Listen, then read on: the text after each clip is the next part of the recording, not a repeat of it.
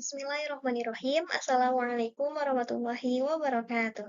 Perkenalkan, nama saya Zahra Agis Fahriza dengan NIM 121202026. Video ini saya buat untuk memenuhi tugas ulangan tengah semester pada mata kuliah Sosiologi Pendidikan yang diampu oleh Bapak dosen Haji Yudi Irfan Daniel, SOS MAG. Pada kesempatan kali ini, saya akan membahas materi mengenai profesionalisme guru dan globalisasi. Pada era globalisasi saat ini, Indonesia harus mampu meningkatkan mutu pendidikan sehingga tidak akan kalah saat bersaing dengan negara lain. Negara Indonesia harus mampu mencetak orang-orang yang mampu berkompetisi di tingkat dunia. Hal tersebut dapat diwujudkan bila kita mempunyai tenaga pendidik yang handal dan mampu dalam mencetak generasi bangsa yang pintar dan bermoral. Lalu tenaga pendidik itu siapa? Atau bagaimana? Tenaga pendidik ialah seorang guru yang profesional. Nah, profesional eh, berasal dari kata profesi. Profesi itu apa sih? Profesi ialah suatu bidang keahlian yang khusus untuk menangani lapangan kerja tertentu yang membutuhkannya. Nah, pekerjaan yang bersifat profesional adalah pekerjaan yang hanya dapat dilakukan oleh mereka yang khusus dipersiapkan pada bidang itu. Nah, lalu apa aja sih syarat yang harus dimiliki oleh seorang guru yang profesional itu? Yang pertama, ialah menuntut adanya keterampilan yang berdasarkan konsep dan teori ilmu pengetahuan yang mendalam. Kedua, menekankan pada suatu keahlian dalam bidang tertentu sesuai dengan bidang profesinya. Yang ketiga ialah menuntut adanya tingkat pendidikan keguruan yang memadai. Yang keempat ialah adanya kepekaan terhadap dampak kemasyarakatan dari pekerjaan yang dilaksanakannya. Poin nomor 5 ialah memungkinkan perkembangan sejalan dengan dinamika kehidupan. Selanjutnya ialah memiliki kode etik sebagai acuan dalam melaksanakan tugas dan fungsinya. Poin selanjutnya ialah mempunyai objek layanan yang tetap, yaitu guru dengan muridnya. Dan syarat yang terakhir ialah diakui oleh masyarakat karena memang diperlukan jasanya. Poin selanjutnya mengenai kompetensi profesional guru. Kompetensi guru merupakan seperangkat penguasaan kemampuan yang harus ada dalam diri guru agar dapat mewujudkan kerjanya secara tepat dan efektif. Nah, kompetensi guru sebagaimana yang telah dijelaskan ya, terdapat 4. Yang pertama ialah kompetensi pedagogi. Kompetensi ini merupakan kemampuan guru dalam pengelolaan pembelajaran peserta didik yang sekurang-kurangnya meliputi pertama, pemahaman wawasan atau landasan kependidikan, kemudian pemahaman terhadap peserta didik, ada juga pengembangan kurikulum ataupun silabus, setelah itu perancangan pembelajaran, dan masih banyak lain sebagainya. Yang kedua ialah kompetensi kepribadian. Nah, pribadi tenaga pendidik merupakan mempunyai andil yang sangat besar terhadap keberhasilan pendidikan, khususnya dalam kegiatan pembelajaran. Nah, pribadi guru juga sangat berperan besar dalam membentuk pribadi peserta didik. Ini dapat dimaklumi karena sebagai manusia yang mana makhluk yang suka mencontoh, termasuk mencontoh pribadi gurunya dalam membentuk pribadi peserta didik. Karenanya wajar ketika orang tua mendaftarkan anaknya ke sekolah, ke instansi pendidikan, akan mencari tahu dulu siapa guru-guru yang akan membimbing anaknya kelak.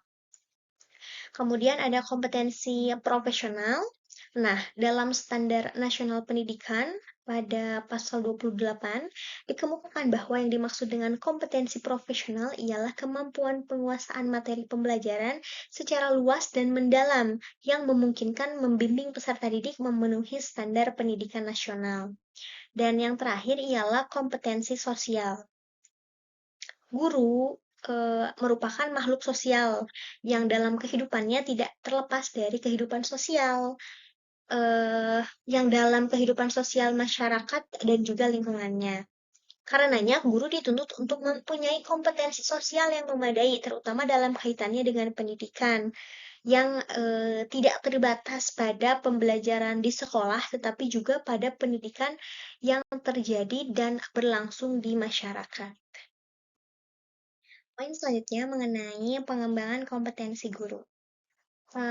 Guru yang berkualitas atau yang berkualifikasi ialah guru yang memenuhi standar pendidik, seperti misalnya menguasai materi pelajaran sesuai dengan standar isi, menghayati dan melaksanakan proses pembelajaran sesuai dengan standar proses pembelajaran. Nah, adapun beberapa kompetensi yang dikembangkan guru profesional dalam proses pembelajaran, di antaranya ialah yang pertama, mencerminkan nilai kepribadian. Nah, nilai kepribadian harus dimiliki oleh guru, di mana ia harus mencerminkan peran sebagai teladan bagi peserta didik. Nilai kepribadian merupakan penanaman dari nilai karakter seseorang selama proses pembelajaran dan juga menanamkan nilai karakter pada peserta didik. Yang dimana sejauh ini pendidikan moral semakin berkurang dan sudah sewajarnya, sudah seyogianya menjadi tugas dari guru dalam ruang lingkup pendidikan di sekolah. Yang kedua ialah menguasai landasan pendidikan dan mengembangkan kompetensi keahlian. Kemampuan menguasai landasan kependidikan berkaitan dengan kegiatan seperti misalnya mempelajari konsep dan masalah pendidikan dan pengajaran dengan sudut tinjauan sosiologis, filosofis, historis, dan juga psikologis. Nah, yang kedua ialah mengenal fungsi sekolah sebagai lembaga sosial yang secara potensial dapat memajukan masyarakat dalam arti luas, serta pengaruh timbal balik feedback antara sekolah dan juga masyarakat. Dan poin ketiga ialah mengenal karakteristik peserta didik, baik secara fisik maupun psikologis. Kemudian, poin yang ketiga ialah menyusun dan mengembangkan perangkat pembelajaran. Seorang guru harus mampu menguasai materi pembelajaran yang dibuktikan dengan menyusun perangkat pembelajaran. Adapun perangkat pembelajaran yang disusun sebelum melaksanakan pembelajaran ialah seperti RPP misalnya, kemudian Promes dan juga Pota dan juga silabus seperti itu. Poin keempat ialah menguasai dan melaksanakan program pembelajaran. Nah, perangkat yang telah dibuat sebelumnya itu diterapkan dalam proses pembelajaran. Hal ini bertujuan agar pembelajaran yang berlangsung akan lebih terarah gitu. Pembelajaran yang terencana akan lebih jelas batasan yang akan disampaikan oleh tenaga pendidik. Sehingga guru itu jauh lebih siap dalam menyampaikan materi. Namun, guru yang tidak mempunyai rencana dalam pembelajaran akan menghasilkan pembelajaran sebatas terlaksana saja tanpa adanya tujuan yang jelas. Meskipun begitu, menjadi kebiasaan sebenarnya di guru gitu dalam menyiapkan rancangan pembelajaran itu. Jadi diharapkan para tenaga pendidik mempunyai perkembangan dalam program pembelajarannya. Yang kelima ialah menilai proses dan hasil pembelajaran. Nah, seorang guru dalam melaksanakan proses pembelajaran harus mempunyai hasil yang menunjukkan perkembangan dari para peserta didik yang diajarnya. Apabila hasil pembelajaran tidak mengalami perubahan, baik signifikan maupun tidak, gitu. Jadi, proses belajarnya tidak terjadi secara garis besarnya. Proses belajar itu ditunjukkan dengan adanya perubahan tingkah laku dari peserta didik sebelumnya. Kemampuan guru juga ditangguhkan dalam menilai kemampuan peserta didik, baik secara pengetahuannya, keterampilan, dan juga sikap yang ditunjukkan. Nah, selanjutnya mengenai menyusun administrasi. Tujuan dari adanya administrasi ini ialah untuk meningkatkan kemampuan para guru ketika dituntut untuk membuat RPP yang sesuai dan dengan ketentuan dan juga benar penulisannya gitu ya. Nah, lamanya administrasi yang harus dibuat dan dikembangkan selama 1 semester ini menjadikan hal yang sering diabaikan oleh para guru gitu. Sehingga pada akhir pembelajaran, dokumen-dokumen tersebut tercecer. Nah, hal ini menunjukkan bahwa kompetensi guru dalam menyusun administrasi itu perlu adanya. Nah, untuk selanjutnya ialah menggunakan berbagai metode sesuai karakteristik peserta didik. Pembelajaran yang baik disesuaikan dengan karakteristik peserta didik yang akan dihadapinya. Guru harus mempunyai pemahaman akan sifat, kemudian ciri mengenai anak didik dan juga perkembangannya. Kemudian, selain itu juga si guru harus mengerti beberapa konsep pendidikan yang berguna untuk membantu siswa dalam menguasai dalam menguasai materi pelajarannya. Dan yang kedelapan ialah mengaitkan pembelajaran terhadap lingkungan dan juga perkembangan teknologi. Nah, pembelajaran yang disampaikan dihubungkan dengan kondisi masyarakat, juga kebutuhan industri, perguruan tinggi, juga kita tidak bisa acuh dengan adanya teknologi ya. Sehingga pembelajaran tidak hanya sebatas di kelas, melainkan dapat menelaah wawasan secara langsung gitu. Hal ini membatasi ruang gerak dalam berpikir aktif dan mampu menyiapkan kebutuhan setelah lulus nantinya. Yang kesembilan ialah melaksanakan penelitian. Nah, kompetensi guru selain melaksanakan pembelajaran ialah meningkatkan kualitas pembelajaran dengan cara mengevaluasi pembelajaran yang dilakukan. Kompetensi tersebut dilakukan melalui penelitian tindakan kelas atau classroom action research. Nah, di mana penelitian ini dilakukan oleh guru untuk melihat perkembangan peserta didik selama proses pembelajaran. Hasil pembelajaran tersebut disusun dalam suatu karya ilmiah untuk menjadi rujukan bagi guru yang lain bila mana mempunyai karakteristik peserta didik yang sama ternyata gitu.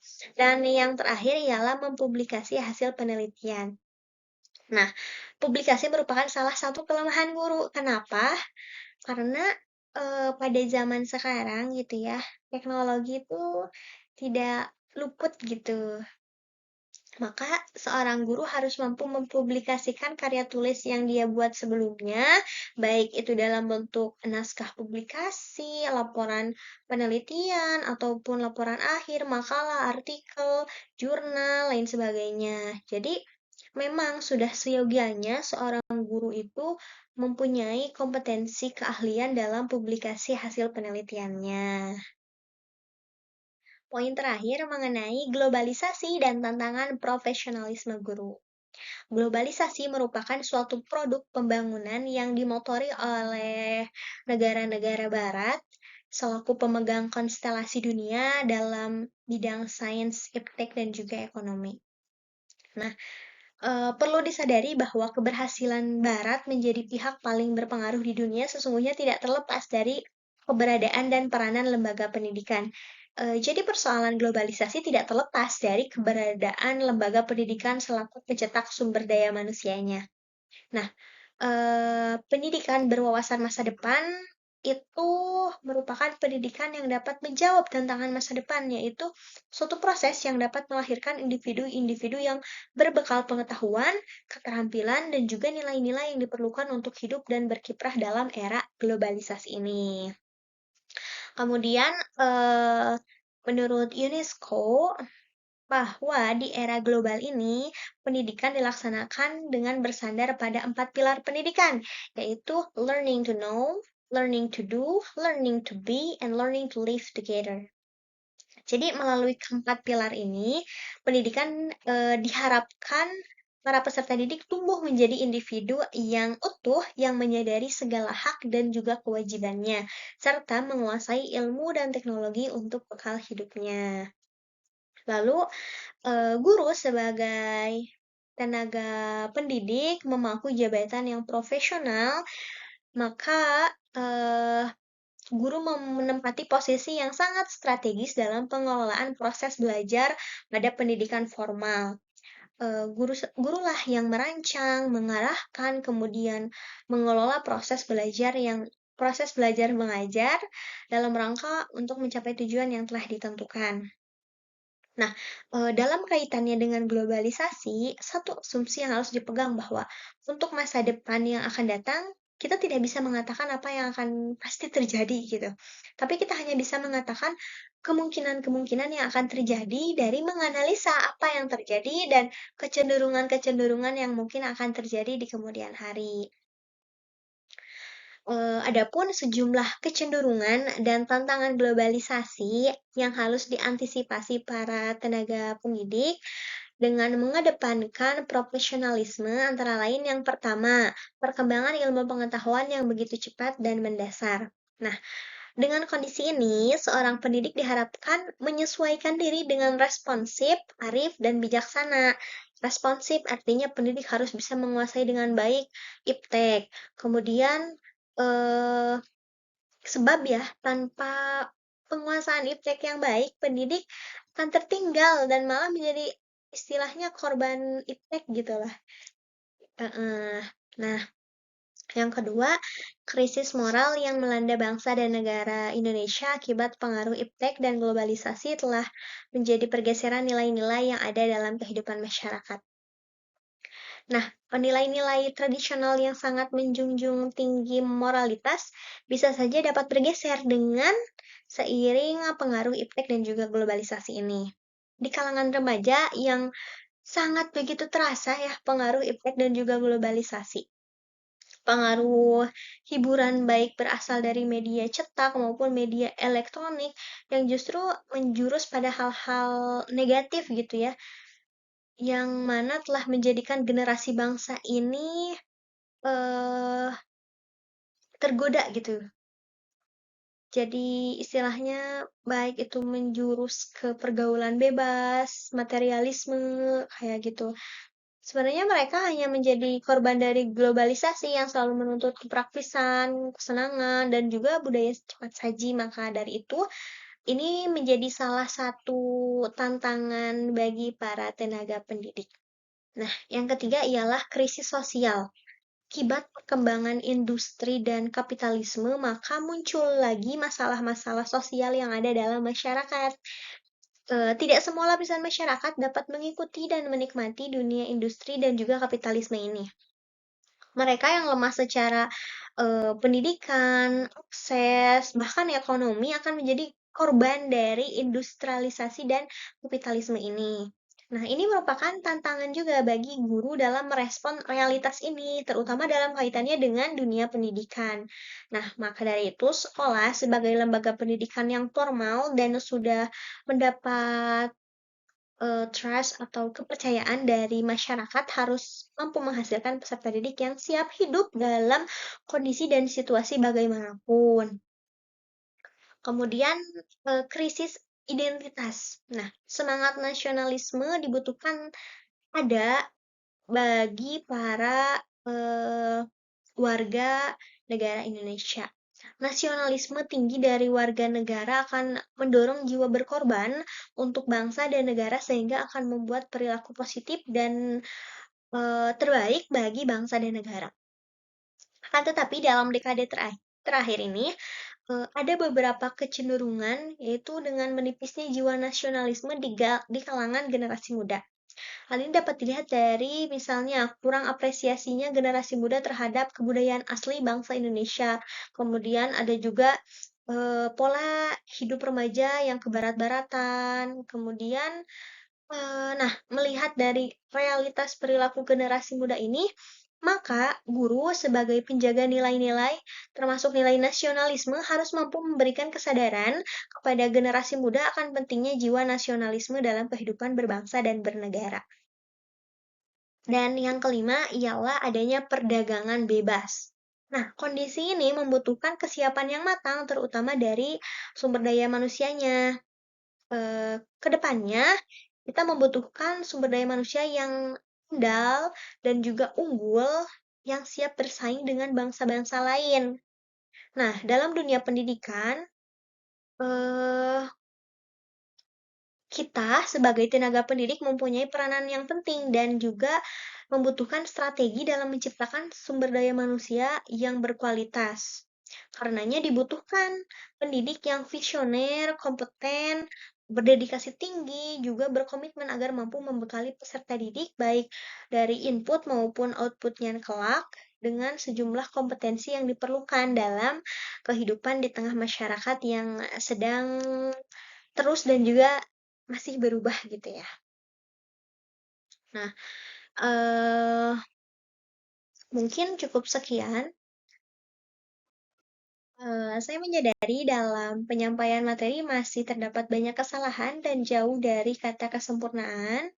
Karenanya saya mohon maaf dan terima kasih. Assalamualaikum warahmatullahi wabarakatuh.